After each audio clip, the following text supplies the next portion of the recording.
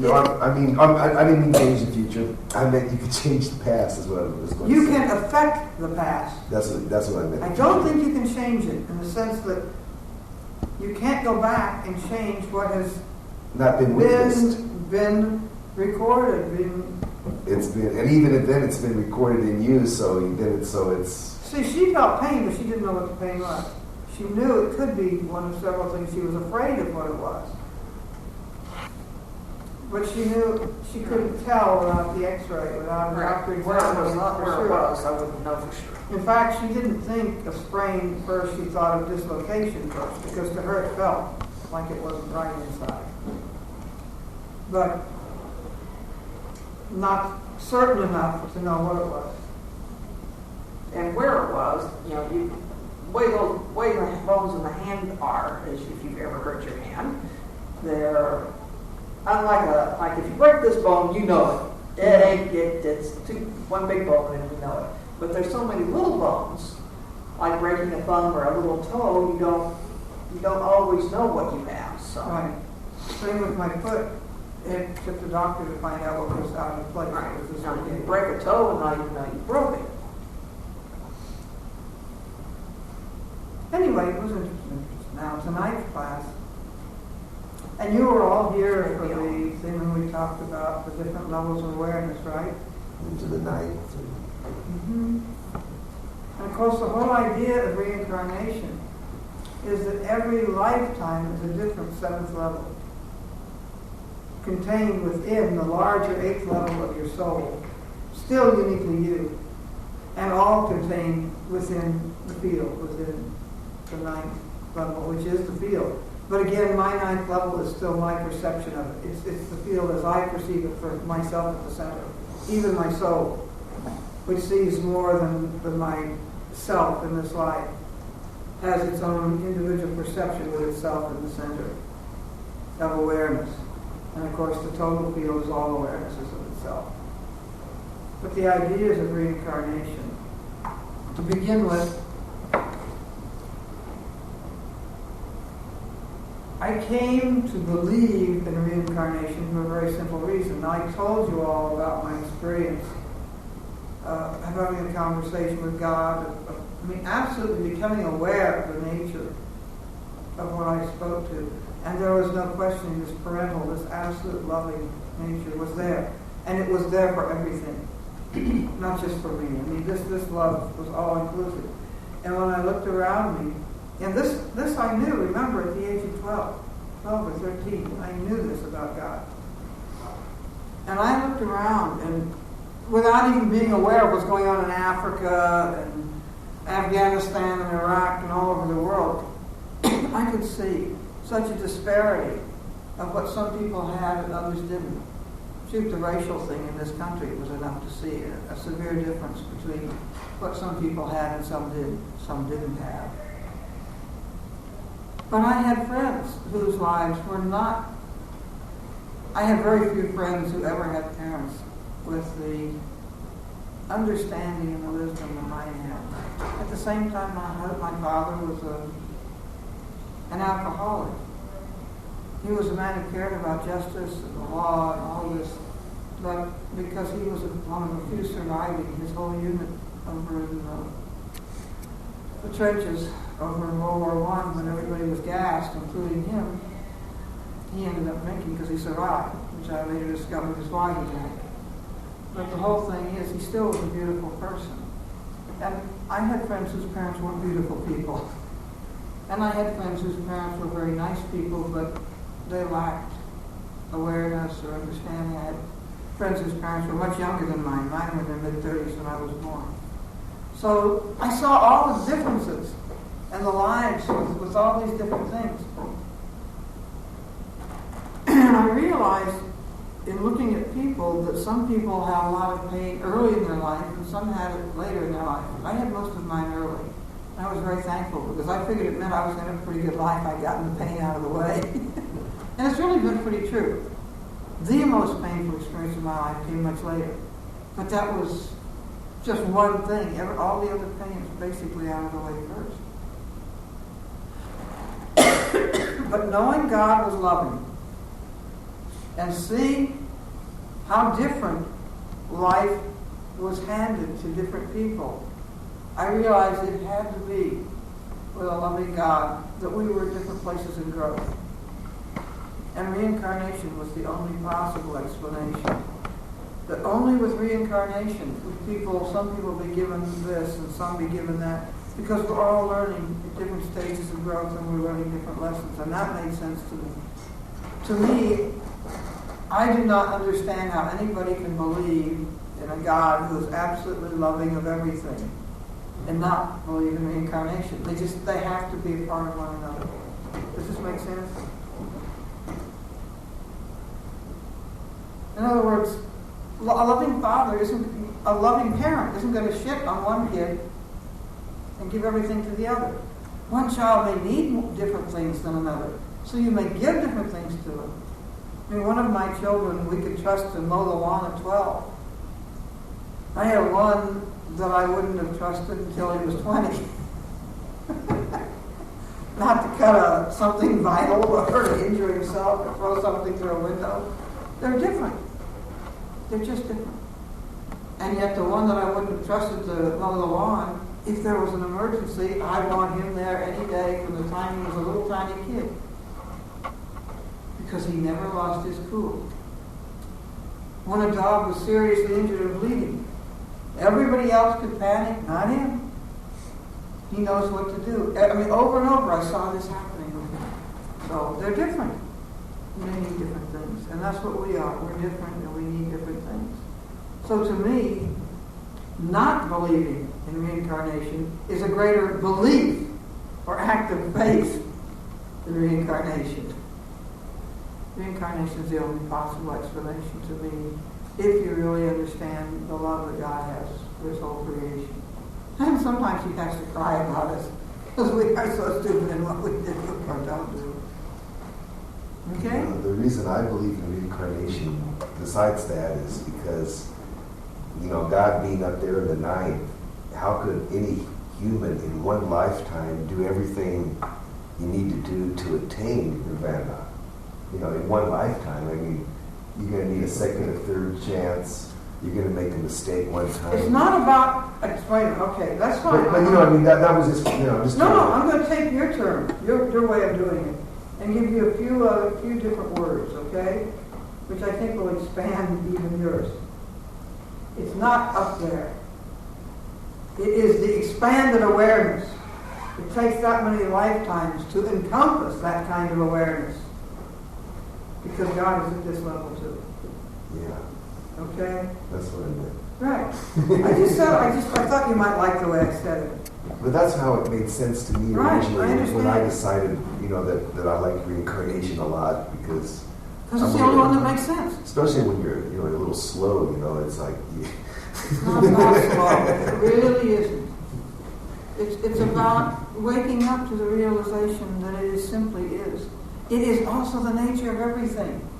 You see it in trees that go dormant. You see it when you fall down and angels catch you. You see it everywhere. But you see in all of life the cycle of coming back and a tree comes back. It apparently dies, it goes to sleep, but it comes back bigger the next time. It's grown more. And this is what we see all around us. Like the little mustard seed. Uh-huh. Each of us starts as a seed. Evidently, those are really big trees, aren't they? Mustard trees or bushes. They're not tall, but they're large, but they live a long time. Really? And they're very strong. I like that. And remember, in the mystery lessons that we do offer, people who come out to Belton and want them, just whenever they come, they get a new one. The first lesson talks about the word ahu, the Egyptian word for seed. It says each of us starts as a seed, and it is the divinity within us that allows us to grow. So we are a seed too, a seed in a woman's womb, just like the mustard tree. It's a seed, but not in a woman. It's a seed in the breast of Mother Nature, of the earth. So the ancient people comprehended and understood all of these things. We're The just Tao understood it. The ancient Egyptians, the Kabbalistic teachings of the Jews. Now, a lot of them have been distorted. They've distorted some of the Egyptian teachings. They've distorted some of the Kabbalistic, and they become more magical in the sense of something not understood, but you're working with. Whereas real magic is understanding the nature of what's going on. Those Egyptologists are so-called. Well, they don't understand the language itself. They can translate it, but they don't have the understanding of it. Because but absolutely basic to the ancient Egyptians, and this is the oldest language we have. This is older than the Sumerian or anything else. And it goes back to the idea that the brain can tell you what you can do, but only the heart can tell you what you should do. And it is the understanding heart that truly gives us understanding. And that doesn't take a good brain able to think well. That just takes a heart able to open itself. Okay? And that's there for everyone at every level. There are some words in reincarnation and karma. We hear this term all the time, karma, and we hear the term karmic debt. That is taking a Christianized idea of guilt and all this other, and even that wasn't the beginning. In Christianity, these were not true. By the way, in Christianity, reincarnation was an accepted belief. It was there. It was part of the belief. In My Father's House are Many Mansions is one of the references to it. But the books that talked about it were thrown out. They were not accepted when the Catholic Church put together the Bible. In fact, a lot of these books existed, and a man named Jerome, a scholar, was directed by the Pope to compile the accurate Bible, an absolute accurate. And so he wrote letters all over the known world and requested that any copies they had of scriptures be sent to him. And he promised, on the honor of Mother Church, to return them safely. And he got them from Baghdad, and he got them from Constantinople, and he got them from all kinds of places. From Egypt. And when he got his hot little hands on them, he burned them all. And the Bible we have, whether it's the Douay Reams version of the Catholic Church, or whether it's the more popular versions in the Protestant Church, of which there are a number today,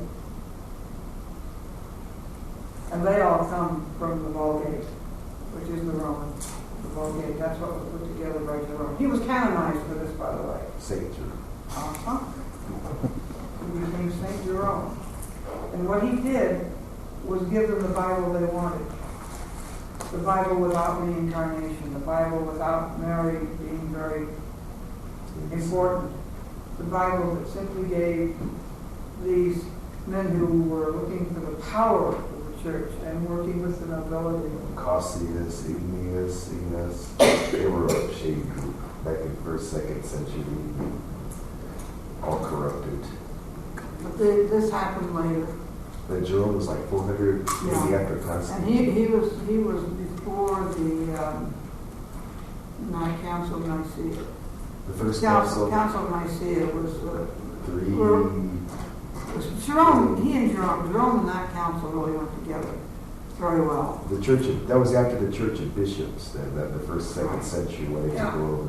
And the Council of Nicaea, which was the first. Mm-hmm. The first great council. The first of the great councils.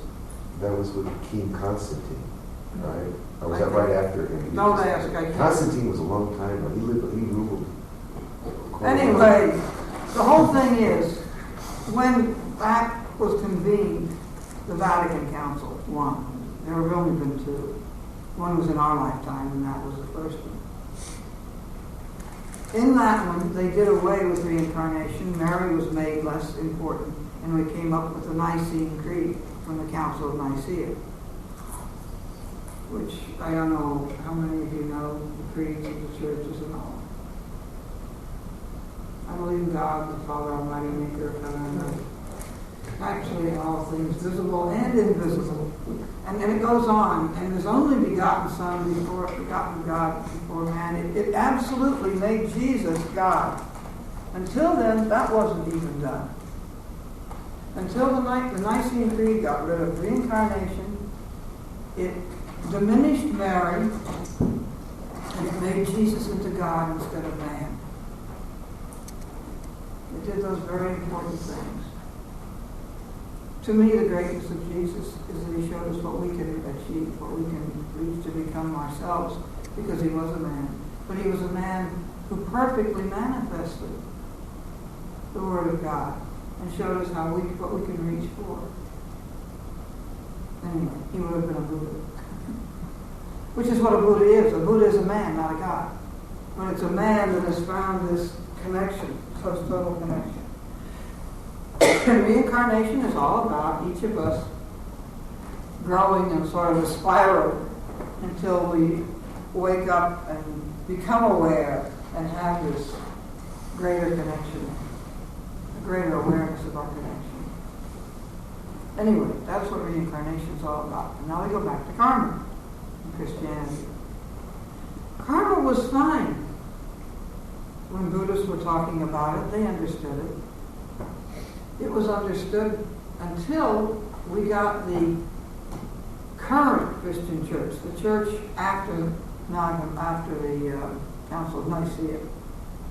And suddenly, we came up with these insane ideas, which of course have to do with guilt, of karmic debt. I'm sure you've all heard it. And lots of people want to find out what they did in the past life to explain why they're paying for it in this life, right? Don't work that way. That's not what karma is all about. It comes from the Egyptian, ka-ma. Ma means location, and ka is the soul that grows.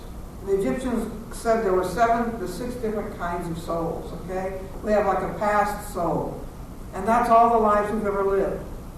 And it's in our brain when we come into this world, but we don't usually have access to most of it. We have a future soul, which is the potential of what we can be in future lives.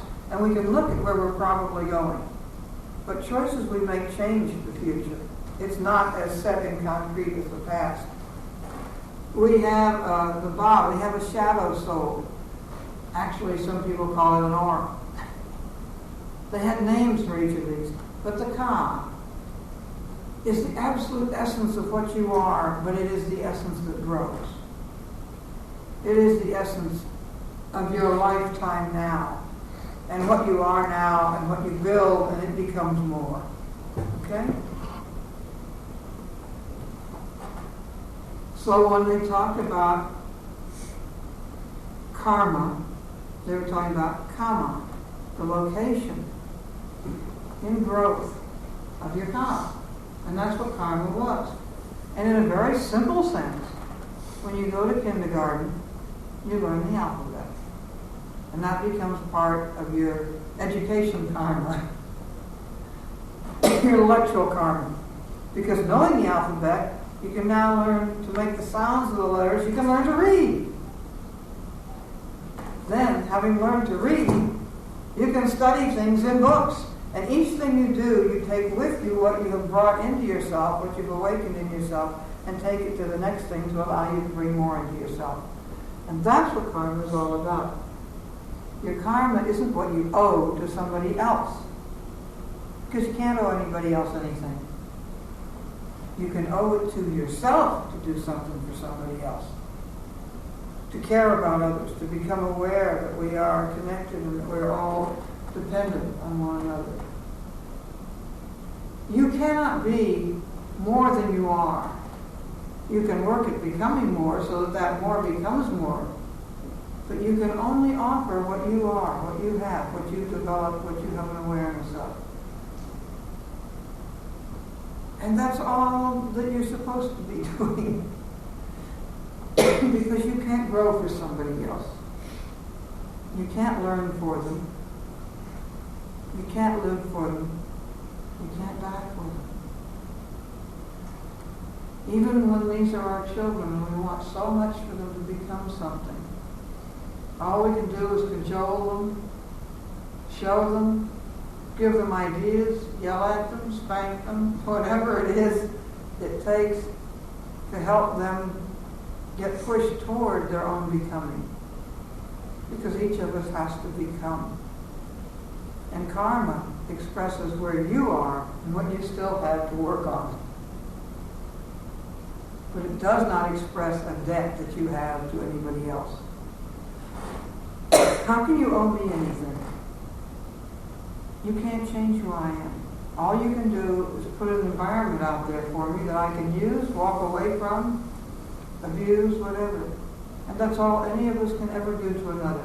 I mean, the worst thing we can do to another human being is kill them. And it's the worst because it is worse for us to care that little about another life. But it doesn't change their growth. They just come back and keep on growing. We don't stop somebody else's growth. We may change the venue. That's about it. And in this world, I sometimes look and think, hey, getting out of this one isn't that bad. So it may not be such a disservice. They may get a better one when they come back. Of course they may not. It depends on their growth. And that's what reincarnation and karma are really all about. Does this make sense to everybody? Have you any questions, any thoughts, anything you want to talk about? Because you see, you already know so much that it doesn't take a whole class to get you anywhere. So many people we come across every day, affecting, they ask questions, and when your spiritual people seek you out, as friends, and situations at work, and you're there at a certain time, and to say the right thing at the right time can make a big difference. And if you say the wrong thing, that could make a big difference too. So you have to be careful and be knowledgeable. You have to be responsible, but you can only say what you understand. Right. I came to a prayer, and I think I've mentioned it before in my teens. To me, it's the ultimate prayer. I never want one better. Let every person I touch be somehow helped by the fact that I touched them. It doesn't have to be pain-free. It doesn't have to be that they recognize I did anything. Just let what I am offer things to others which they somehow can use. And if we truly ask for that, it'll be given to us. If that's what we want. Give me an understanding heart, and you'll get an understanding So heart. much responsibility when you're giving that type of advice. No, there's not. There's only the responsibility to you. You see, you're not responsible. Remember, this goes back to the triangles.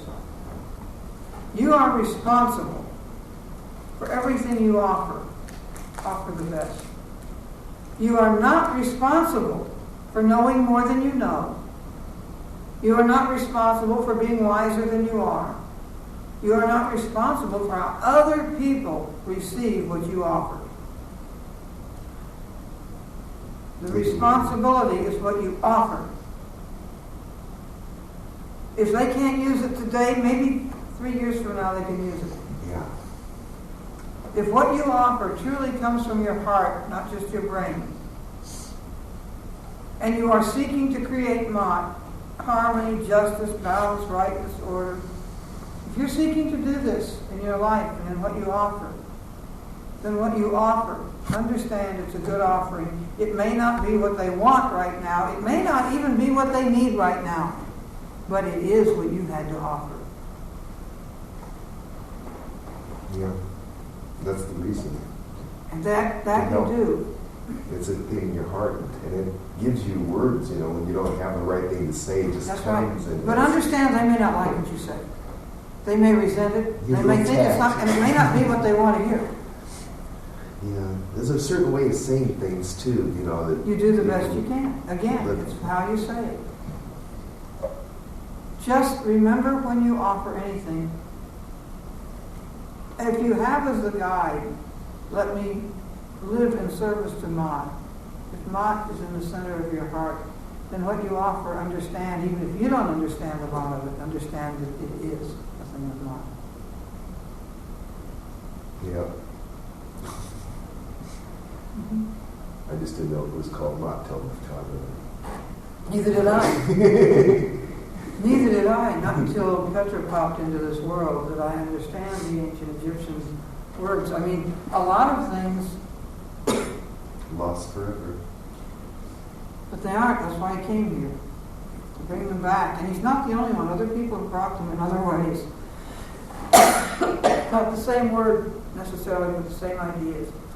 I heard something, they found another book, a lost Gnostic book of Mary Magdalene somewhere.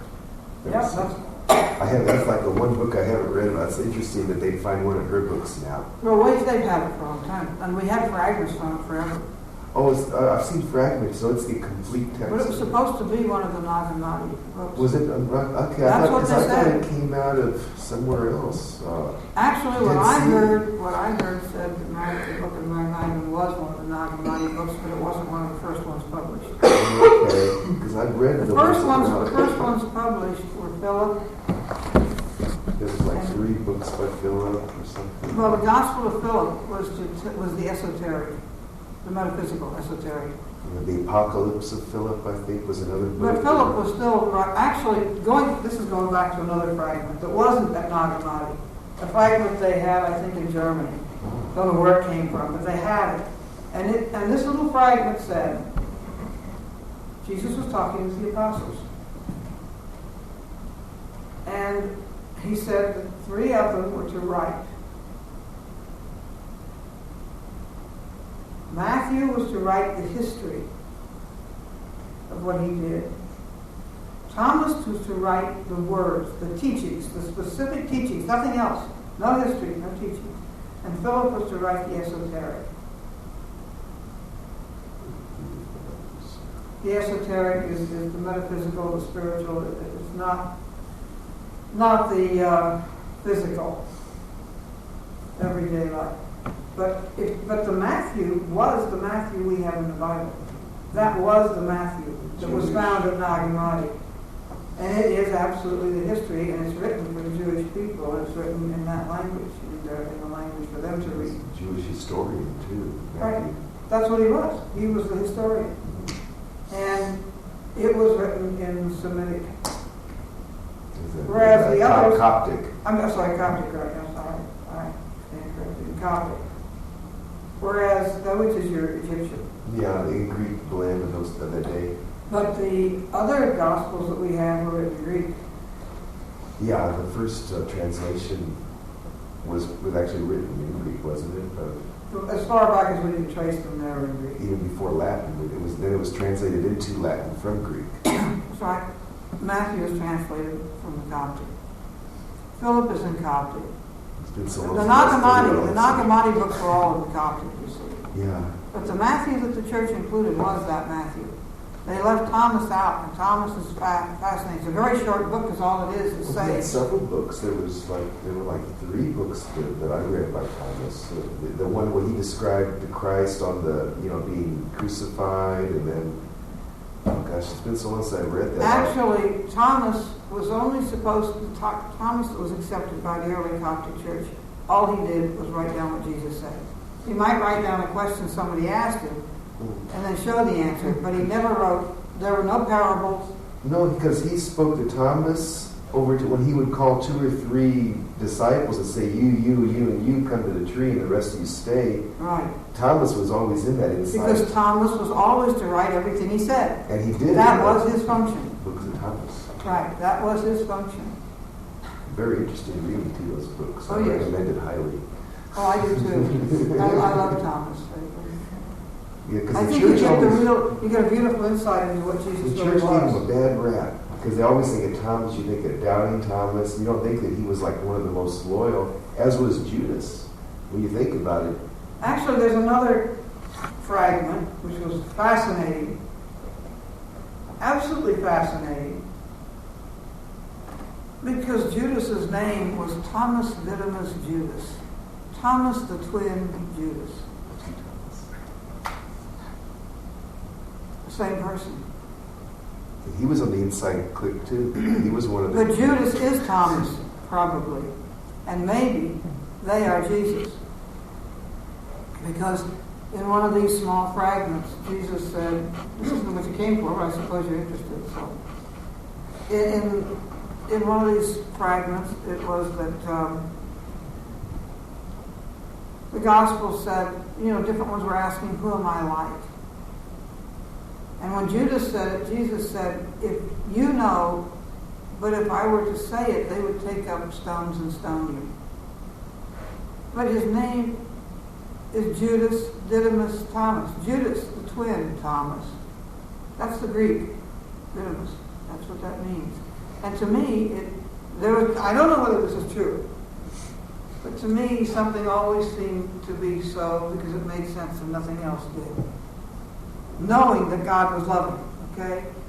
Throughout history, you have had millions of people hating Judas. And you've had the same millions of people loving Jesus. But suppose a soul chose to live as more than one person in one life. Then the same soul that was receiving the negative would also be receiving all the positive. And that made sense to me. That they were manifestations of the same soul. And maybe Thomas was the twin of that soul. Maybe that was the other person that was going to write because he really understood what was being said. And the bad helps us to grow too. That's actually where we grow from is, But nothing Judas did was bad. No, he was a patriot. He wanted to save Israel. What he did was to make Jesus... Jesus had to be crucified to fulfill the prophecies of Isaiah. He had to be crucified. Judas didn't want to do it. But he had to do it. And he loved him, and he had to do it. But the thing is, if he was the same person in two physical bodies, if he was the same soul in two physical bodies, it always made sense to me. Because I just could not see this loving God that would allow one man, one soul, to have that much anger directed at it if it wasn't also receiving all of the adulation. I've just got one more comment and I'm done. Also, Mary Magdalene was included in this inner circle. Yes, well, she pissed off the other disciples because they didn't want a woman. She was the first disciple. That was right. But you see, he would say Mary, Thomas, Judas, and maybe one of the others, maybe John. But and the others, they were so, they like I said, they would stone him if they would have. Actually, the stoning would have been if they'd known that he was the one who would have caused him to be crucified. That was, I was always sure that too, but also the feminine thing, because the Jewish put down. Well, but there's no doubt some of these gospels and all that we now have, because we had to reacquire things because, thank you, Jerome, he destroyed everything he could get his hot little hands on. So we've had, the fact that they found the books at Nag Hammadi was miraculous. Which, of course, are not the Dead Sea Scrolls. Nag Hammadi is a totally separate thing. Not far from that area. No, but the Dead Sea Scrolls were the Old Testament. And Nag Hammadi was the Coptic Church, is the New Testament. All of the old early Christian beliefs, stories that were destroyed by the church for one reason or another. And there is no, and they talk about Mary carried the seed of Jesus. They talk about the Grail. Maybe she was the Grail, but not because she carried his child, but because she carried the true seed of what he taught. She was the vessel that really understood what he was teaching. That's what I always believed. Didn't matter whether she had his child or not. She could have that or not. Great men have had children who did nothing. And men who have been nothing have had children who became great. The child is not the father. Therefore, it didn't matter whether she had his child. What mattered is that she carried his teachings, and she carried them, the idea, the whole heart of the teachings, the right brain awareness, the understanding heart of what Jesus taught. And that's what was beautiful. And some of the men became jealous. And maybe there was an offspring. It doesn't matter. That's the whole thing. It doesn't matter. It's immaterial. It's immaterial to what Jesus taught. That's the whole thing. I always thought the King Arthur tale had to do with that, with the Grail being the introduction of holy blood into the royal line. The Masons believe in that stuff. Actually, that's not, if you believe that, then that Italian family probably has it. I can't remember. I can look it up and find the name. But the thing is, his blood was no more holy than anybody else's. That's the thing that's important to understand. It's true. He contained the spirit, the teaching, what God wanted man to hear. The Buddha did the same thing. Krishna did the same thing. Lao Tzu did the same thing. These four that I know of. And when we get to the class on soul ages, you'll understand. But these four, and I know of no others, that absolutely contain the total awareness, never deviating from what they taught. They all taught the same thing. They taught it to different people in different places. And they all taught that we are interconnected, and they all taught that there is this loving center that we need to find within each of us. Maybe Gilgamesh came close. Gilgamesh is, again, it's like the Old Testament. It is a mythological teaching to explain the beginning of the earth and all. It's just like the Bible, it's like the Greeks. They all have their different ones. There is evidence of the civilization, and you know where the evidence is. It's in Iraq. No, not Saudi Gilgamesh. Gilgamesh is like in Bahrain. Bahrain, Saudi Arabia, right there. Okay, south of Iraq. Right, that's where Gilgamesh is. The largest cemetery that we know of anywhere on the planet is in Bahrain.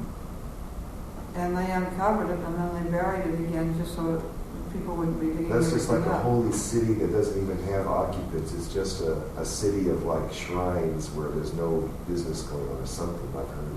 Oh, that you're talking about Petra. Maybe. That's Petra, which is the red city or the rose city carved in the cliffs there, and that's in Africa. Yeah, we're quite sure where this class is going to go. If you want me to get back off of this, please tell me if you get bored or don't want to go where we're going, because I'll go almost anywhere.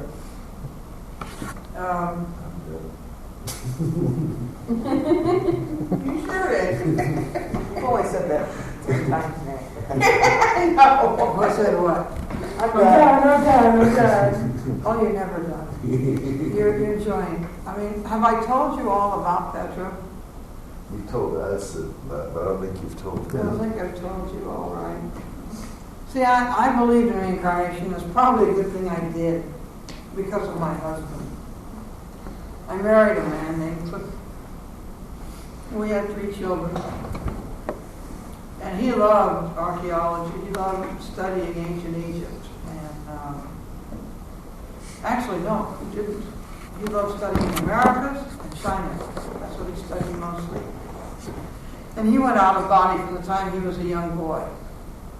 And there was one place he couldn't go out of body because it was so chaotic that any mind there was in such a state of panic. And it was a large period. It was during the Passover. He could go out of body to Egypt. When he came to that time, his own unconscious, his own brain, whatever, would not allow him for many, many years to go just because it was so horrible. Every brain on the planet was in a state of panic and they were all screaming.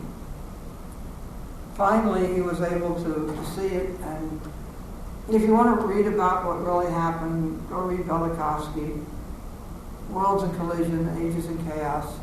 They're very, very well documented scientifically. He was a Russian Jew. He was a contemporary and studied with Jung. He and Jung were contemporary students of Freud. He founded the Hebrew University School of Psychiatry and Psychology in Israel. He came to this country. He lived in this country for quite a while, and the reason he lived here is we had the best libraries of all the ancient cultures. You could go back and find this, and he documented everything. And he was, but that's a soul side issue. Okay, it really is. My husband had read Velikovsky and all kinds of different things. What he encountered in Egypt was this just incredible time. One of the historians quoted an ancient Egyptian of that time saying, "Let the earth keep silent." And from this, you also get in different cultures, never speak the name of God. The Jews say it, different cultures say it. And what they're saying is this sound the earth was making was the name of God. But the sound the earth was making was because the planet Venus was coming close the first time it passed. The second time it went by, it took up an orbit. It's the only planet that spins reverse from all the others in the solar system. And it definitely came into our system probably at the same time that Saturn brought it in. Saturn was probably a sun, Kronos, that brought in some planets with it, which is where we got the whole system. And Saturn itself became a satellite of Sol.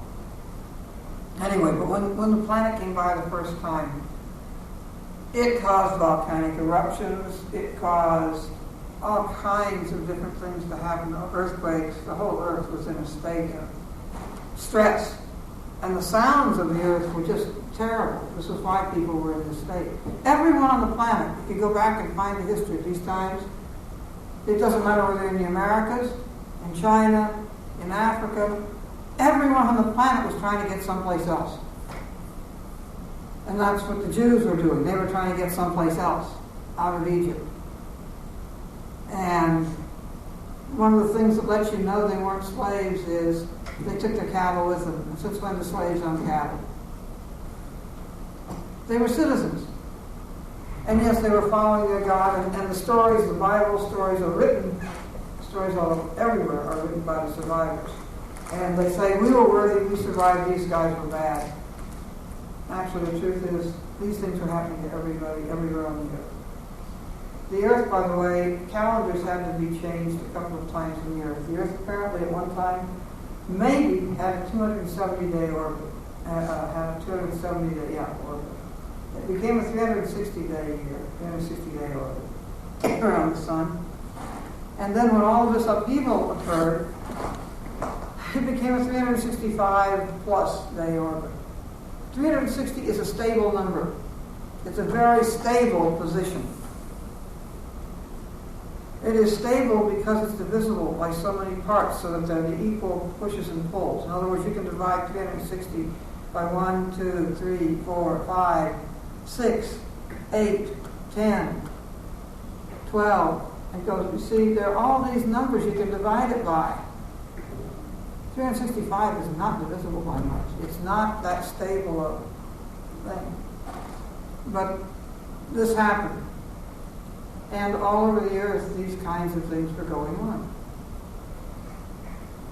And I'm not sure where I got onto that from, but anyway, it's just a matter of interest. And as much as you've read, you really want to get Velikovsky. The library should have it. Worlds in Collision is the first, Ages in Chaos is the second. He started, by the way, all of his research was because Freud said that Akhenaten Akhenaten was a Jew.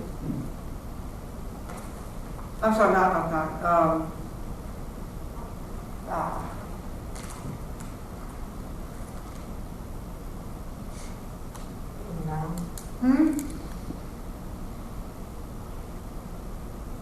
The one who cohabited with his mother. Oedipus. And he said it's not true, and he went searching and found out Oedipus is Akhenaten. And the research led him to that. And then there are other books, but the whole thing is, it was because of his anger over Freud. Freud said a lot of really dumb things, like Mom was responsible for everything that happened. And he understood a few things, because he understood a few things most of you psychologists, psychiatrists today accept some of the dumbest things he said. It's too bad we do that, but we do it anyway. But this is one of the things he said, and that's what caused Velikovsky to start studying and looking into this. And when he did it, he found all of these incredible facts that he predicted that the moon would have seismic activity, earthquakes, that Venus would be so hot, would be very, very hot, and by the way, I was alive when this was going on. Scientists all felt Venus would be cool because it had so much cloud cover. The Russians, who were the first ones to get a probe to Venus, the damn probe melted. He predicted that there was a belt of radiation around the Earth before a man named Van Allen came out and took credit for it. Velikovsky really challenged the work of so many scientists that a great deal of the scientific community put him down terribly. But the younger scientists began to see the truth. And one of the fascinating things is a man in England who was absolutely the leading authority on coal all over the world. And he had written this massive encyclopedic work on coal. He was about to have it published when Velikovsky said something about I don't even remember what, that challenged something he said, and he looked, and he said, "By God, you're right," and he rewrote that whole part. The last letter that Einstein wrote, which was not released for years after his death, was a letter to Velikovsky, because they corresponded. And Velikovsky told Einstein that he thought there was something wrong with his unified field theory. He told him what he thought it was, or just an error. And Einstein's last letter said, "You're right, this is an error, but whether your idea is right or not will take time to know." But that was the last thing Einstein wrote. They did not release this for years and years. There were a lot of interesting things went on about God. Anyway. So all this was happening. And my husband just was sort of interested. But what he really studied wasn't Egypt. He was interested to go there. He wanted to go there because he went out of body everywhere. And but he was very interested in the Olmecs here in this country, in Mexico, the earliest civilization we had, and in your Mayas and your Aztecs and all of these others. But he was also very interested in China and the early civilizations there. And then my husband, who was in the military, was in Saudi. And he got picked up a thing called histoplasmosis, which for most of, in this part of the country, right here in this part of the country, we get it. And it is more about a cold. We don't even know we've had it. And it's no more devastating than a cold for most of us. When he came back from Saudi, he didn't get the histo there, he got the histo here, but because something in his eyes or something was weakened because of having been over there, perhaps because of the strong sunlight, we don't know. This was able to break into the bloodstream, and it erupted behind his right eye, and it shattered the entire retina, the right eye. At that time, they didn't have laser surgery. And it healed with incredible scarring, but the histo got into his body. It was in his bloodstream, and it was killing him. So they gave him massive doses of steroids. Today, what they call a massive dose would have been a small part of one dose. And his teeth rotted in his mouth in a matter of months. Teeth which had been perfect.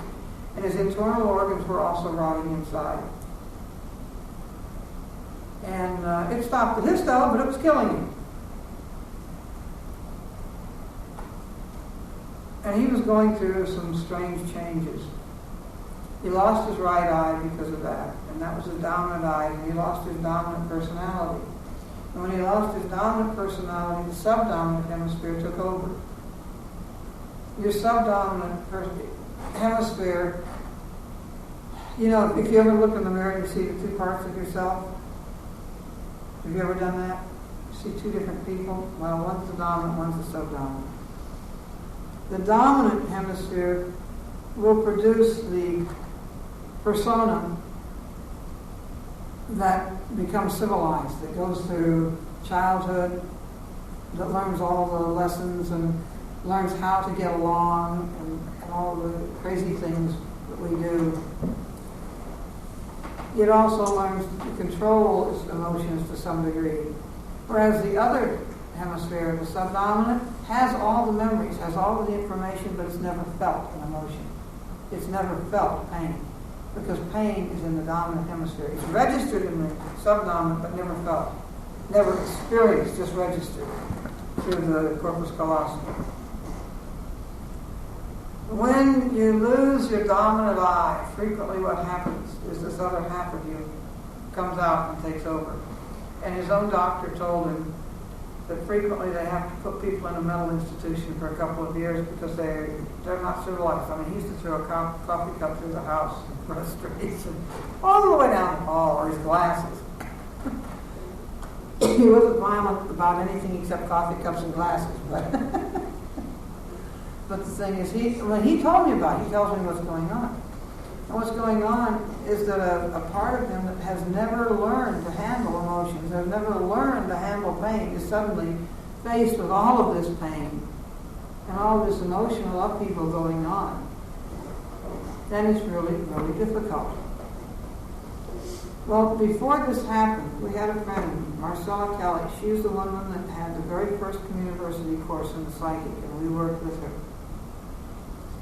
And she lived in Belton. And she did automatic writing. And she did this automatic writing one day, and she showed us a piece of paper which she said was written for my husband, and we didn't understand it. It was all these crazy pictures. It made no sense to us whatsoever. Later we found out it was hieroglyphics. But anyway, she got that, and it was a message for him.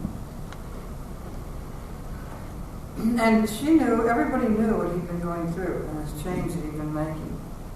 And it was almost like two personalities. Well, this is two personalities. Fortunately for me, we were soulmates, and they both recognized this, okay?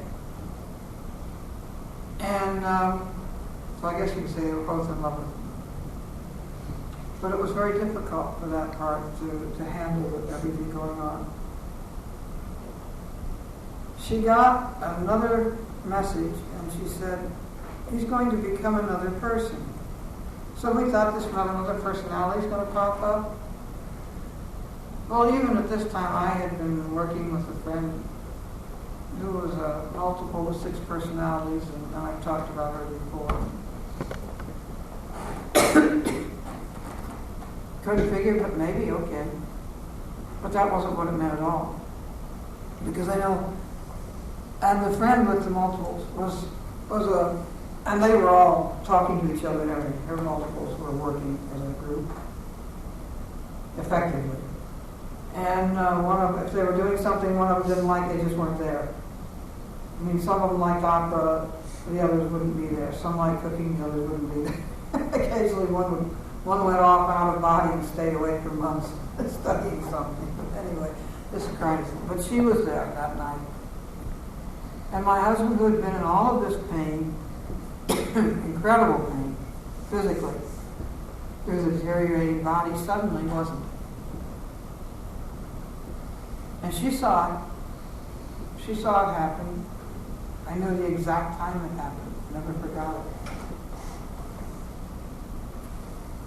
And that night, probably the hardest thing I ever had to do in my life, because you see, both personalities had said one thing to me. They said, without you, I don't think I can hang on. I don't think I can get through this. And I need you. And I had to ask him who he was, because he wasn't either of those. As I said, that was the hardest thing I ever had to do in my entire life, was to ask him who I was, because it was like denying my husband. And it probably took a while to figure it out. It was an earlier incarnation of my husband. 2,000 years earlier. He lived at the time of Christ, but he was an Egyptian Buddhist monk. And a member of a very small group that was supported by a larger group, the Second Cataract on the Nile. And he had some very unusual abilities. He could see what people's lives had been, who they had been.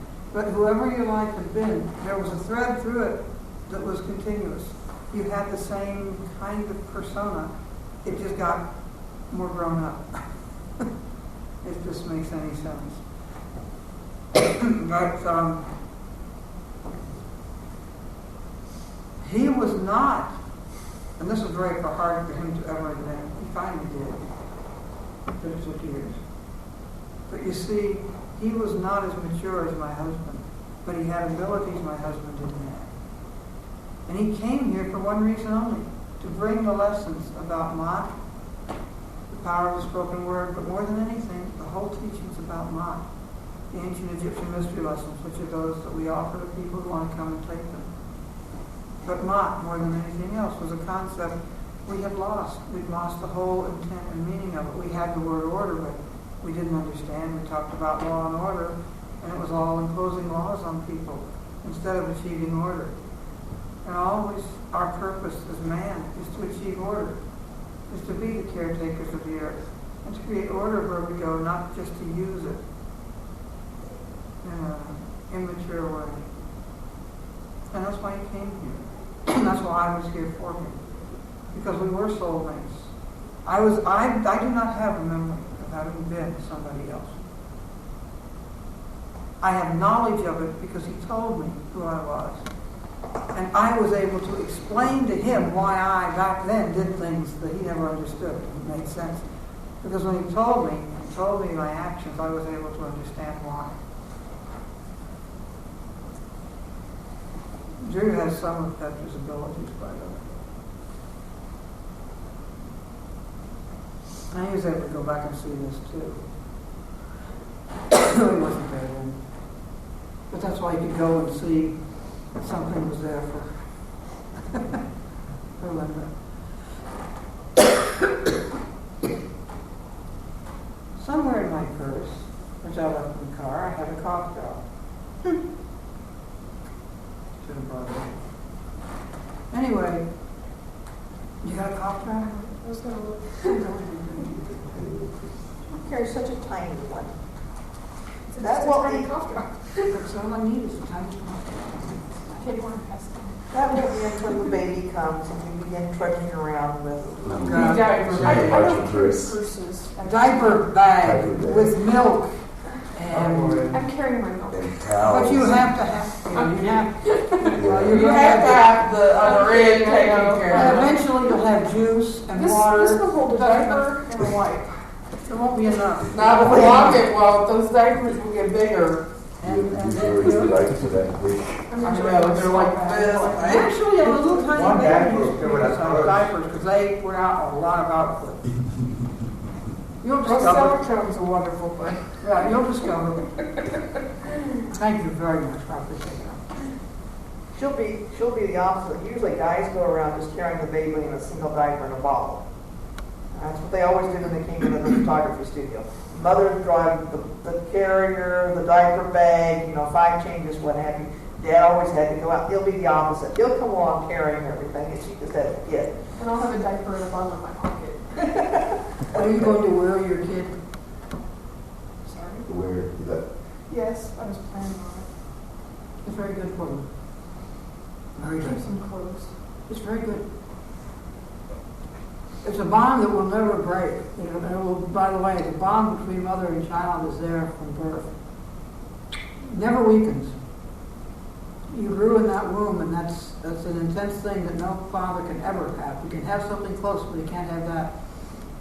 The thing that will happen is that the child's world will expand, and he'll take in more awareness. So although the bond will be just as strong, it will be a much smaller part of the awareness until as we're adults, it's a very, very minute part of our total awareness. But if ever we reach out through the parent, it's there. It's sort of interesting. Anyway, it took a number of years.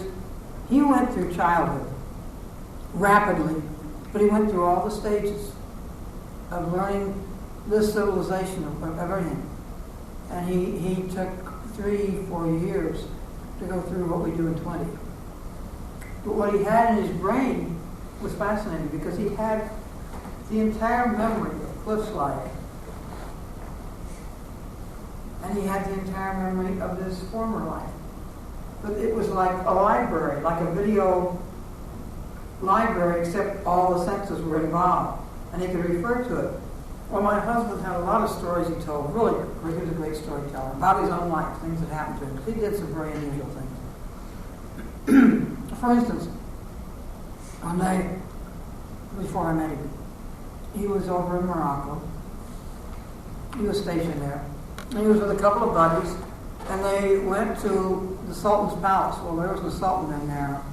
At this time, a lot of artisans and craftsmen lived there, and there were booths, and they sold things and all. But it was the old Sultan's palace. And there were the French gendarmes and all, because this was French Morocco. So you had 2 or 3 actual cultures living there on top of each other.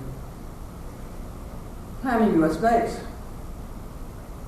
And they walked through this doorway, and this shaft of sunlight hit him right in the eyes. And all of a sudden, these Arabs jumped up, came over, yelling, talking, everything, grabbing him. Pretty soon the gendarmes show up. And they take him by both arms, and they take his buddies along behind and take him to a big hall. They see him. They have a huge banquet. And the Moroccan, the Muslim priest comes over and washes his feet and anoints them with oil. He never was told why. Got no idea. Maybe he walked through a place at a particular time that had been prophesied, or maybe somebody saw what he would be. Saw this, that Petra would come in to Cliff. We don't know. We never knew. But here he was anointed by Muslims. He was baptized a Catholic. He became a Protestant, and then he became a Buddhist. All of this before Petra came along.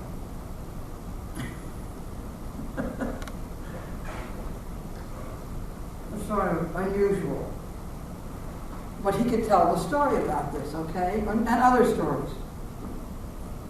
Well, when Petra popped in, these weren't well-worn pathways in the other hemisphere. They were only well-worn pathways in the dominant hemisphere, which he was no longer using, no longer operating out of. The information was there, but you go back to certain stories and you tell them because it's just easy to get back to them. So he would tell me totally different stories about the same people that were all quite consistent. And if I told him one, he could hook into it and see the rest of it. That was fascinating. But I got a whole lot of new stories out of my husband this way. But because he came in with this brain that thought like an ancient Egyptian, he looked at the world differently. And one of the funniest ones was he talked about, he said, "You people are crazy. Your roads don't go anywhere." And I looked at him like he was crazy. He said, "When we built a road, we built it to the temple, or we built it to the river, or we built it to another town. A road went from here to there. Your roads just go past places." It's true. That's what roads do. They don't stop. They just keep going. Sometimes he would use words for their meaning, but he would be saying what he didn't know was an idiom, and it would be very funny about this kind of thing happened. But the funniest thing was he was a black man. Very black. He was from Nubia. And my husband was not black.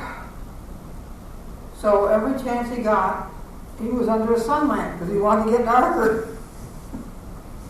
When he brushed his teeth, he had a sun lamp on. Also, his face didn't look like him. So he started changing his features, which he had the ability to do. He had the ability to control his body. That's why he wasn't in pain. But when he started changing, the false teeth, which my husband had to get because his teeth rotted, no longer fit, so he had to go back to looking like my husband. I mean, there are all kinds of crazy little things that happen. Something about not having not seen snow before or something? Well, that's right. He'd seen it on the top of a mountain, but he'd never been in a snowstorm. I mean, he was from Africa. And the night he came was a Saturday night, and on Monday when he had to go back to work, we had a huge blizzard, and he had to drive in. He'd never driven a car, he'd never read a book. He didn't read. The ancient Egyptian didn't drive, he didn't know how to operate any of our machines, and he didn't read. But Cliff's brain knew how to do all these things. Fascinatingly enough, the computer at work, were just changing to a brand new, totally different one. And everybody had to learn it. So he had to learn it too.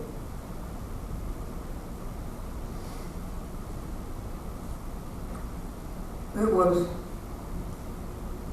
Petra, not Cliff, who went out of body back to ancient Egypt and got the Age of Aquarius thing that we will show you next week as part of the out of body. Because he could read. When he came here, he couldn't read. But Cliff could read. And he read voraciously and rapidly, and he read everything. And he learned to read his own language. He knew his own language. You see, he knew what was said as a priest, but he didn't read it. And he said, well, why would I? The only people that read in ancient Egypt that could write or read were the scribes. The priests didn't read or write. The kings didn't read or write. Somebody else did the reading and the writing. But the priests learned the scriptures, the teachings. So it was easy for him to learn to read ancient Egyptian. Anyway, so that tells you a lot. And if I hadn't believed in reincarnation, I'd have had a hell of a time with that. I was preparing you for Everything, well, everything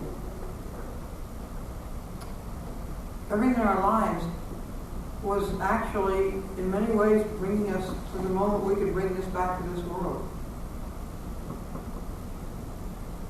And there are other people bringing other teachings, but most of these teachings are about creating harmony and justice. This world is a real mess. But even the Bible says you don't have to get everybody there, you just have to get a small number of people. And the Buddhist teachings say the same thing. They talk about a time called Mappo, which would be the end times. And if through every teaching and every religion that has these teachings about the future, if enough people can wake up and become aware that life is about being what we can be and doing what we can for the world and for others, just in our own small ways, but understanding our connection to one another. The small number that do it will carry the rest. lights in the dark. Was it Christopher Society? Used to have a wonderful program, just light one little candle to dispel the darkness. That's all it takes. It just grows from there. And those candles join with others. That's right. And pretty soon you give light even to those who aren't holding candles. So it's not an end of the world, it's an evolution where we're all going to grow into. Hopefully. Yeah, we will. Yeah, all the teachings say that's what it's pointing toward, but it also says a lot won't make it. Mankind will. Well, there'll be tough times. I mean, I don't think we've seen anything yet. A lot of souls won't, but mankind as a whole will. Well, some souls And even- don't choose to grow. That's right. But they may have a chance someplace else. I know there's 2 or 3. I don't understand that. That's beyond my. I can understand something about the nature of God, but only a small part. There's a few that just evil. But apparently, souls that they no, they're not. They're just Something. sometimes they let evil come in and control them. But it's usually through fear or greed. Those are the 2 things that have man screwed up: fear and greed. But occasionally, the soul gets destroyed. historically. And when that happens, a replacement is sent in for the soul that's been destroyed. Or maybe it's a spark that never really got a chance to grow. No, the soul gets destroyed, because apparently that's what I am, is a replacement. I've been told I am, and there's one thing that validates it that I know of. We went through a time when people were afraid of the A-bomb. But everybody on the planet has this fear and this deep-seated memory of this chaotic time. When I talked about, you know what I'm saying? It's deep inside each person. I don't have that inside me. I don't have that common memory. I came in after that. That's all I know. I've never had it. As a child, I never had it. I don't have the fear that other people have. Even when they learn to overcome it and go beyond it, I just don't have it. And I've been told by two or three different ways that that's because I was a replacement. Our soul was just, no, this was on a different level. This is on like the field when actual replacement for one that went black to fill in for where it wasn't. And then light put in place of that. But a light that didn't go through what most people on this planet have gone through, which is the trauma of this planet, of growing on this planet. I can't tell you it's true. I don't know. I just know I'm different. I know I never can talk to anybody inside my head. I don't have another voice in my head to talk to. Most people carry out conversations inside their head. They can argue with themselves. I can't. There's only me. So I can't really argue with myself. No, that explains why you want to argue with everyone else. Right. That and the fact that my father was an attorney. And arguing is how you learn. Yes, that's exactly it. That wouldn't make you right. Because it would, actually. Not right, I love debating. I love arguing. It isn't about winning, it's about have another voice talk to you and say things that you're not thinking. Maybe spark a thought. Because even what, and I'm saying is the only thing wrong is that I come through too strong. I don't mean to, but I do. As a result, I frequently kill off the argument that I really want to have. And I really am listening to the other side even if they don't think so. And once in a while I meet somebody like me, and then we just have a ball. And that's why Drew and I get along very well, because we can get into incredible arguments sometimes. Sometimes silly ones, but sometimes very, very serious ones. And there's no anger or animosity. You've done that for the right reasons, for the heart. Mm-hmm. Well, actually, arguments are not so much hard as fun, a lot of them. They are an intellectual activity. And really, to me, the arguments are really quite irrelevant. Yeah, they are totally irrelevant to the caring and the loving and all. And it's more of a game that you play. I mean, some people like football, I like arguing. Can't help it.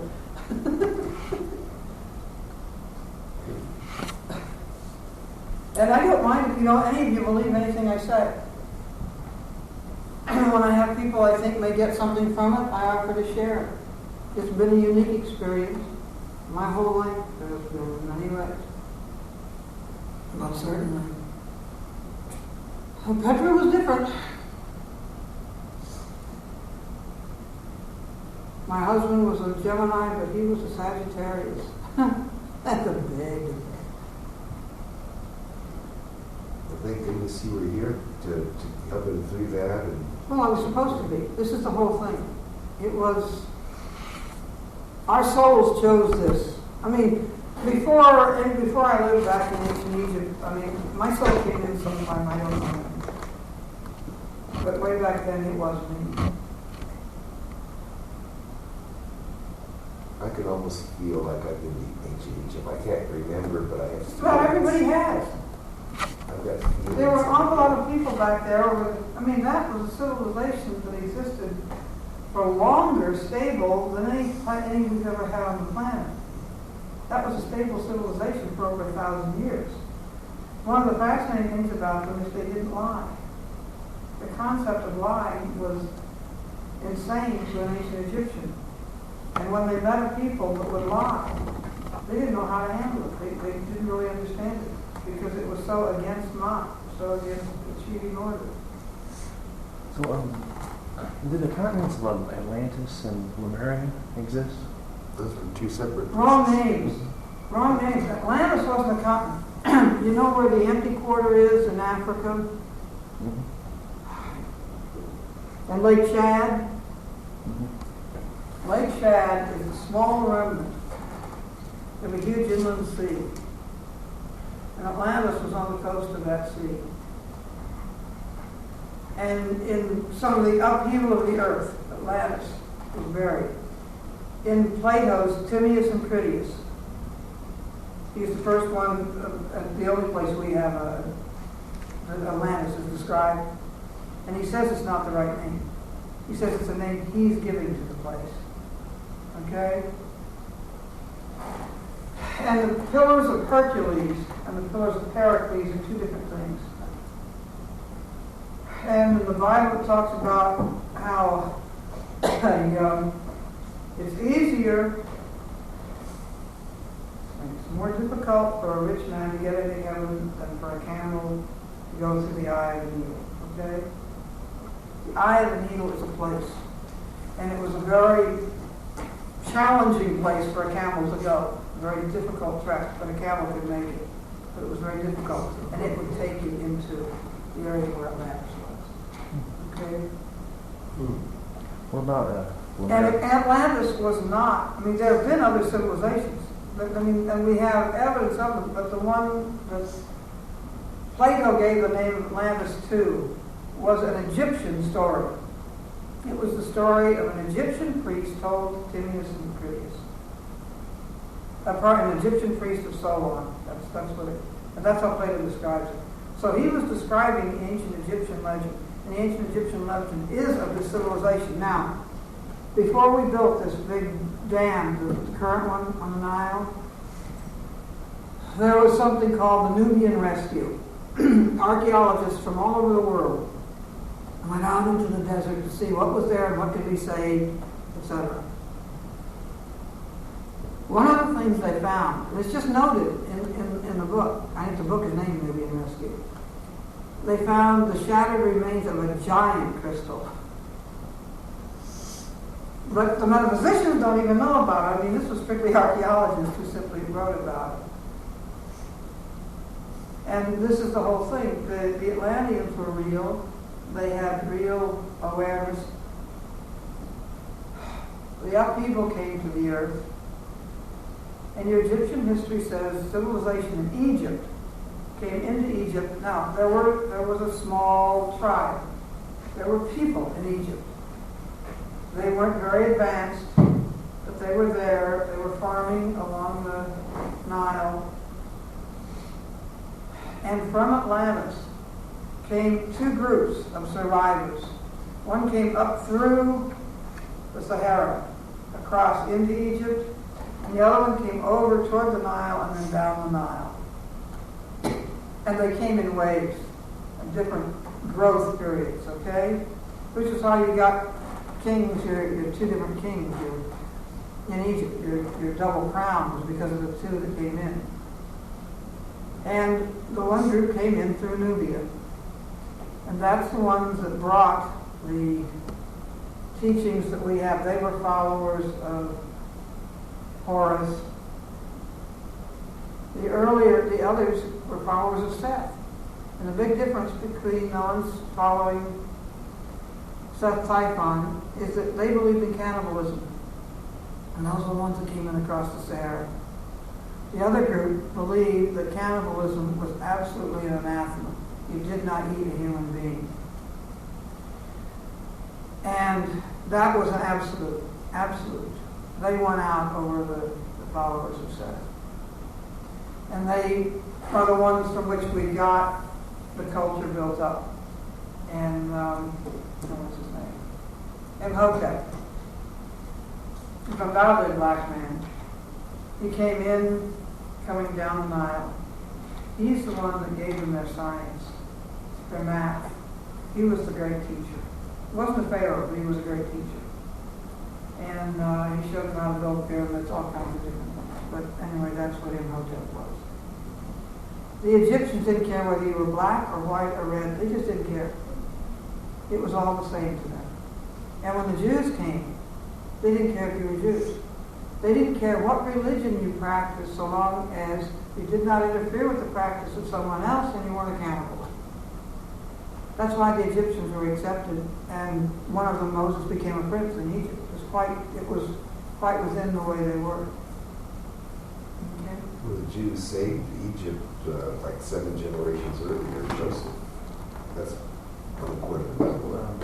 What about the continent? Yes, he came in and gave them, whether he was right. You see, he told the Pharaoh about the drought coming and he built up stores and it saved all of Exactly. You're talking about, yes, and it's written by the Jews. it's again written by the survivors Yeah. as to who did what. But The thing is, he was real.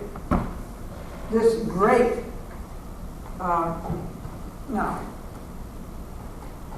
this great man who probably was a Jew. The Jews and the Celts, the Welsh, historically have very psychic powers when many people didn't. Okay? So it would not be at all out of reason that he was. And the thing is, he was historically there. There is no doubt. And he came from slavery up through this. And he was this. It might have actually been the same name, but it's different. I think story. there's a slightly different spelling, but the thing is, it's obviously the same man. And the stories are there, the Egyptian stories are there about it. That does make sense. There's a Jehudi. I can't remember. That's Thoth. Because the story was My Joseph husband could tell you. sold into slavery by Oh, his yeah. own brothers. And Right, but that was after Moses, and that this is 400 years before. that was the years of plague. Okay, So that was. that was the 7 plagues. And that would be the passing And of the then the comet. Jews went to the land of Goshen to live with the Egyptians for 400 years, according to the Bible. Yes, but Moses was in the bulrushes. Yeah, but he would have been a descendant of Joseph, because that was Abraham's Yes. son, Right. Jacob. It's all mixed up. But It the is thing, mixed up. and the thing is, probably the Queen of Sheba, probably the Queen Was of black. Sheba, huh? She was Median. She was probably the one ruling queen in Egypt. What's her name? I'll say Nefertiti. No, this was Nefertiti. Michael? Who's the Egyptian queen that they thought was a king for so long? Hatshepsut. Hatshepsut. Hatshepsut, the Egyptian story tells about the journey she made, and it matches the story of David. So she was probably the Queen of Sheba. I mean, and most of the anger between the Jews and the Arabs today stem from one lousy writer who misidentified certain people. Actually, they were probably the Syrians. They were really the troublemakers of everything over there. They were really not very nice to anybody. Very, very vicious. And if you want to understand the modern Arabs' view of the Syrians, read Khalil Gibran's The Broken Arrow or some of the things, because he writes about how what Syria did to Lebanon. But there's one writer identified these people as enemies of each other when they weren't. They were the common enemy of one small group, probably these Syrians. And as a result, you've got hatred that's been going on for centuries and centuries. One of the things my husband was doing was fascinating. Greece redid their history. And they threw out, what is it, the Doric? Yeah. They threw out the whole Doric era because it was not there. It was non-existent. And then their history matched other people's. And the thing that happened in Egypt You have a king's list, and the great Egyptian scholars acted as if each one was one after the other. When you had kings over here and kings over here, they were both on the list, but they were ruling at the same time. And they got 300 years too much history. And what my husband was writing history and blending it together and showing what it really was, and it would have matched the history of Greece and the rest of the world. Probably did bitch. Anyway, that was something he was doing, and I can't really tell you. I can tell you little pieces of what he did. I don't.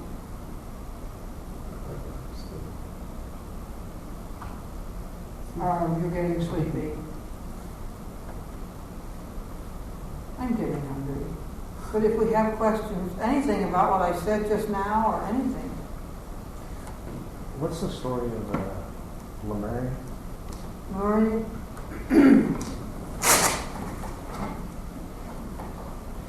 This country, this planet, probably started out with one landmass.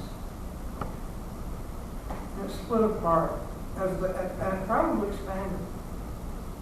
We don't know, but there's a guess that the universe expanded along with the planet expanded. But the landmass is separated. Different names have been given to them. Different people have gone out of body. Donnelly probably was the most famous. He was a senator, U.S. senator, but he did out of body. What was his Search for Atlantis? I can't remember if that's the right name. But then you have some real idiots who just jumped on a bandwagon and created fake things to make money, or prestige or honor. I mean, one of the big ones is Van Daniken, probably a Nazi. And all of his wonderful stories about the angels and all these things, he took Mayan myths and he distorted a great deal and he put what he wanted. And I always felt when I read Gold of the Gods, that's why he did all this. Because in Gold of the Gods, suddenly they discovered this cave, and in this cave they found these incredible artifacts that had to have been buried there by these ancients. Well, these were very crude, very lousy job. And what they did was take all this Nazi gold, make it into these phony pieces, then bring it out, and then they had access to the gold that they didn't have access to any other way. I remember the movie. But that's what I always felt he did, because look, I knew that the scholars despised this gold, said it's not real, it's not accurate, but they never guessed. To me, it was so obvious from everything he did that this was just a good way to bring some of the Nazi gold into use. Since we know that incredible numbers of Nazis fled with gold to South America. But then you've got the Bermuda Triangle. Fascinating. If you were to take that same area of land and put it in the mountains, out in Montana, Utah, whatever, you will find that the same number of planes have disappeared there as ships have disappeared in the Bermuda Triangle. People get lost for different reasons. It isn't that there's this big magic thing happening. There are things on the earth, but a lot of them aren't as strange as they're made out to be. I mean, the Amityville Horror. If you've ever visited the house, it doesn't fit the description in the book. Doors don't open the way they had to open for things to happen. Everybody believes it. Everybody buys it. Even though it was simply the creation of a very imaginative writer who made a fortune doing it. This world was so full of con men. And some of them take such delight in being Piltdown Man. We know that was a hoax. I wonder from like a spiritual But as far as Lemuria,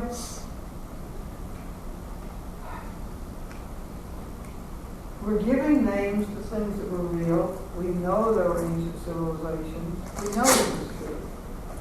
But what we don't know about them is also true. And a lot of this comes from one writer who's highly suspect. Now, what is his name? I've got a whole bunch of his books. And he writes about all kinds of places, including Tibet and everything else.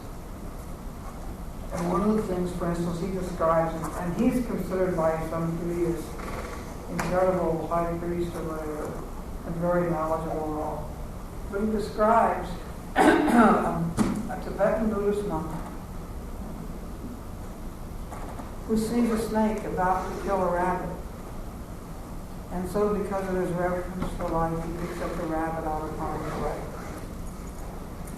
That's all it took. It's a lie. Everything he writes is a lie.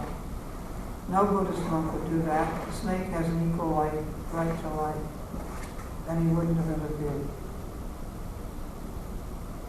And that's the whole thing. You find these little discrepancies here and there that tell you these people are making it up. It's not real. Now, you do have one lady that's made up a marvelous set, but I think she believes what she's made up. Let me see. Nana Brinkley is blinded by the no. Blinded by the light. Oh, while you're talking, yeah, that's, And hers is embraced by the light. And she talks about a near-death experience in which she had this wonderful experience of Jesus. Well, there is no documentation she actually had any experience. She probably had a dream while in the hospital. And it's a lovely dream. But the dream is so Christian that it does not allow you to be anything except a Christian. I heard it. She's done a lot of good for a lot of people. But Dan and Brinkley's books do not insist you become anything. He just tells things that fit, that make sense. And the caring about one another and loving and the whole essence of what life is about. Everything about his books rings true. I heard one theory on Lemuria was, it's probably not, but it was pretty far-fetched, but like 60 million years ago, supposedly these dinosaurs evolved into thinking, able to build something. They saw this meteor coming and they escaped and left, and that's one theory I've heard. By the way, this is really strange. There is actually some evidence that man was planted on the earth. That's what I was getting ready to say. So I've always wondered about the spiritual point of view from life on other planets. This isn't a belief system, but there is some very strong evidence because man is suddenly there. Now, man is suddenly a being. And one of the fascinating things, if you've ever read it, what is that book on the DNA? The Daughters of Eve, is that it? Yeah.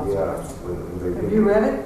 Well, it was a documentary on TV where it showed... Go read it. The recombinant DNA, wrong word. Begins with an M. The genes in the women that they could trace. It's the mother's... oh, it's the mother's... mitochondrial. Mitochondrial, right. A mitochondrial DNA, which everybody has in it, can be traced back. You go back and you're back and it comes back to one woman in Africa. They can't trace men, but they can trace the woman's genome. Right, but the thing is they know that it's split, and they split here. Well, they haven't studied the Aborigines, they haven't studied the people in Australia. But all of the others, throughout all of Europe, and all of Western man comes back to one woman in Africa. Somewhere near the old cradle of civilization, wherever that. You mean by the old divide? I don't know that it comes back to there. It's just that they can trace it back, and they can find that all people, you can show where it diverged, where it went this way and it went that way. But they were able to, but even those, they can carry it back. They can trace it all the way back to the original. That same study, they said that it takes about 100,000 years for a person to evolve. Like if you're in the tropics, in 100,000 years, your skin will be pure black. The same blood, the same... People live in the north, in 100,000 years you'll be albino because there's very little sun. So anyway, you read the book. It's a fascinating book. It really is very, very interesting because it shows how somebody got involved in looking at this and searching for it, and it was really very interesting.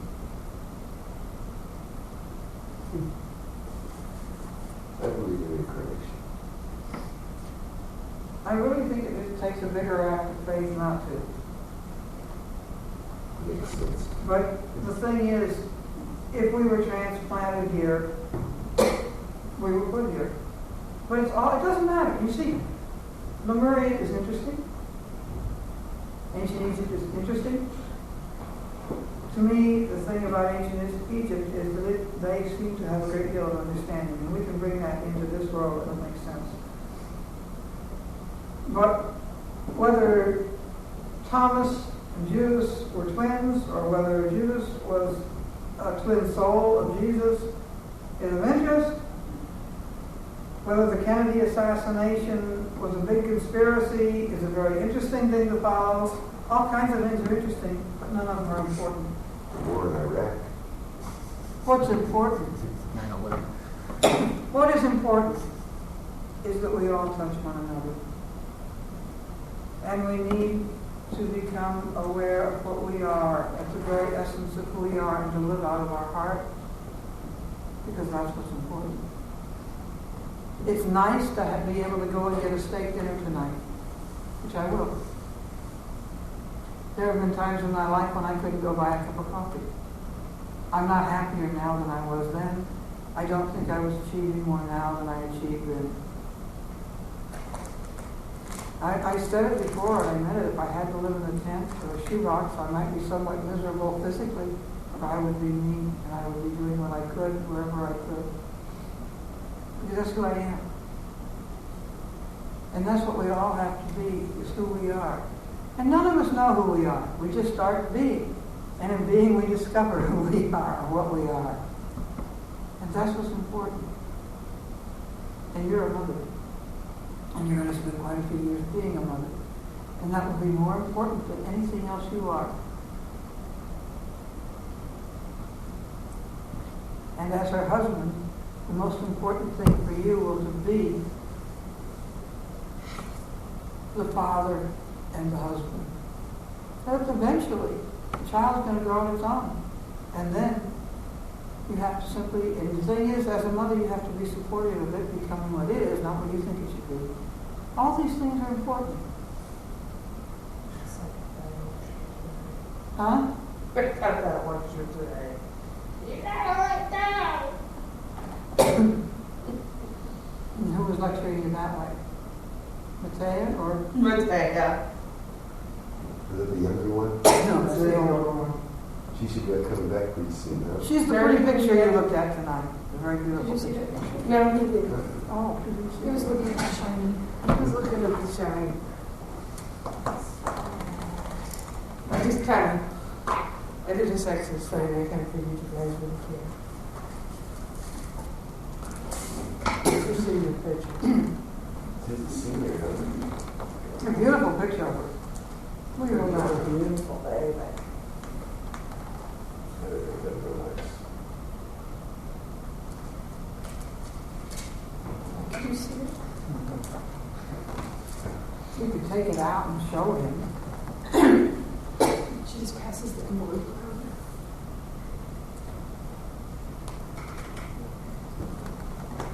Now, you've met her, because she's been in class here. Yeah, I You remember come out I read together. her Taro or something. Or, Runestone, what was it I read? Both. Something. Well, I got you both times with the stones in there. she wasn't here. She wasn't here for stones, so it had to be the Thoreau. Yeah, it's one of the ones she. So is the Anyway, now you know a lot more about where I'm coming from, too.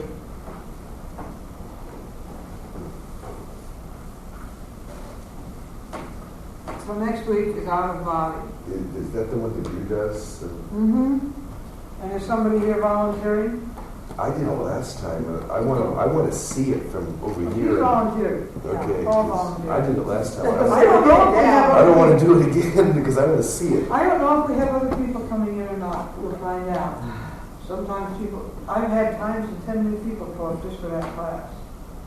Well, our emails are so messed up. Half of them are on my computer, half of them are on the laptop, and then we'll plug in the mainframe again tomorrow.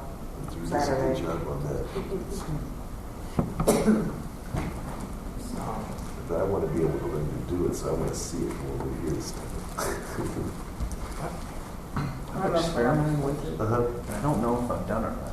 This is different. This isn't like the silver stream. This is a whole This is different. this is a very good one. It's the one where a lot of people become afraid, and this one gets rid of that.